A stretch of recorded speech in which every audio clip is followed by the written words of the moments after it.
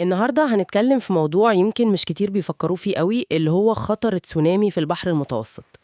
المصادر اللي معانا النهاردة عبارة عن مقتطفات كده من حوار بيناقش الحكاية دي بالتفصيل، خصوصا يعني مع الزلازل اللي بنسمع عنها كتير الأيام دي في اليونان وكريت والحتت دي.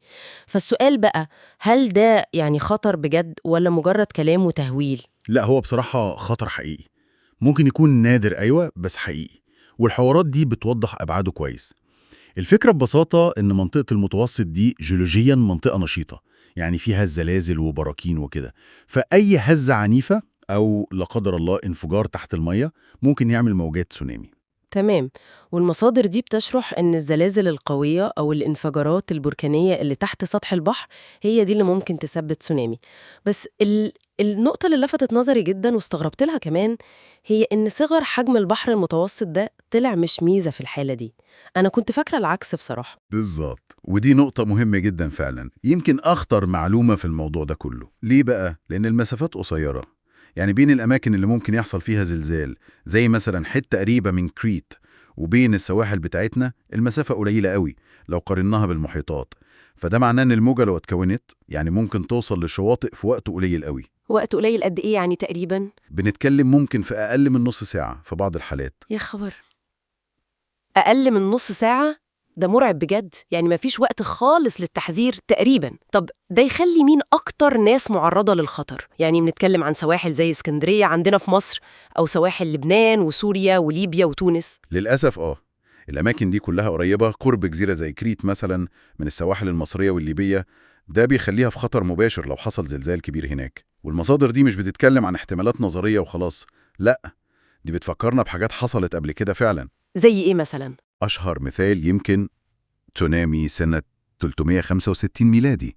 ده كان بسبب زلزال ضخم جدا جنوب كريت، ووصل لحد اسكندرية ودمر أجزاء كبيرة منها وقتها. وفي كمان سنة 1303 تسونامي تاني أثر على الدلتا وسواحل مصر والشام. يعني دي مش مجرد افتراضات، دي حاجات حصلت فعلا بنفس السيناريو ده؟ يا نهار أبيض. طب وإحنا دلوقتي بقى فين من ده كله؟ المصادر دي بتقول حاجة عن استعدادنا دلوقتي؟ في أنظمة، خطط؟ بصي، هو في نظام إنذار مبكر فعلا للتسونامي في المتوسط، ده تابع لليونسكو، بيرصد الزلازل وبيطلع تحذيرات. كويس. أيوة، لكن النقطة اللي المصادر بتركز عليها إن وجود النظام ده في حد ذاته حاجة، وإن الاستجابة بقى على الأرض تكون فعالة دي حاجة تانية خالص. يعني في دول كتير لسه محتاجين شغل جامد على خطط الإخلاء الواضحة وتدريب الناس والتوعية نفسها. لسه في فجوة صراحة. في خطر جاي قد ما هي في سرعة وكفاءة توصيل المعلومة دي للناس، وإن الناس نفسها تكون عارفة تتصرف إزاي، صح؟ والمصادر بتأكد كمان على أهمية إن الواحد يبقى واعي بالعلامات الطبيعية، زي لو المية انسحبت فجأة كده من الشط، أو لو حس بهزة قوية وهو قريب من الساحل. تماما تماما، الوعي ده هو يمكن أهم خط دفاع. يعني لو نظام الإنذار لسبب ما اتأخر أو ما وصلش، فالناس لو شافت العلامات دي وفهمتها لازم تتحرك فوراً، يتحركوا لمناطق عالية وبشكل منظم. ده ممكن ينقذ أرواح كتير جدا. يبقى الخلاصة كده إن موضوع التسونامي في المتوسط ده مش خيال علمي خالص، ده خطر موجود وحقيقي. صحيح يمكن نادر، بس الأخطر فيه فعلا هو إن طبيعة البحر بتخلي وقت الإنذار قليل جدا.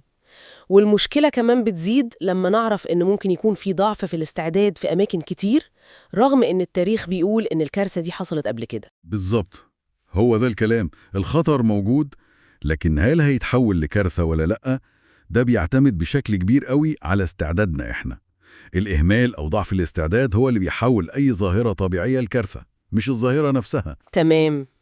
يعني النقاشات دي بتوضح لنا إن خطر التسونامي في المتوسط حقيقي فعلا، والتحدي الأكبر هو الوقت الضيق قوي للاستجابة. ولما نحط في اعتبارنا إنه حصل قبل كده وإنه ممكن يكون في نقص في الاستعدادات الحالية، يبقى ده خطر ما ينفعش أبدا نستهين بيه. وهي دي النقطة الأهم، إننا ننتقل بقى من مجرد إننا عرفنا بالخطر ده لإننا ناخد خطوات عملية بجد. وده يخلينا نفكر في سؤال أخير مهم بعد كل اللي سمعناه بقى، بعيداً بقى عن أنظمة الإنذار الرسمية الكبيرة والحكومات وكده، وإحنا شايفين إن في سوابق تاريخية وفي كلام عن فجوات في الوعي والجاهزية. يا ترى إيه ممكن تكون الخطوات العملية الصغيرة اللي ممكن المجتمعات الساحلية نفسها، الناس اللي عايشة هناك، تبدأ تعملها من النهاردة عشان تكون مستعدة بشكل أفضل وأسرع للخطر ده لو حصل.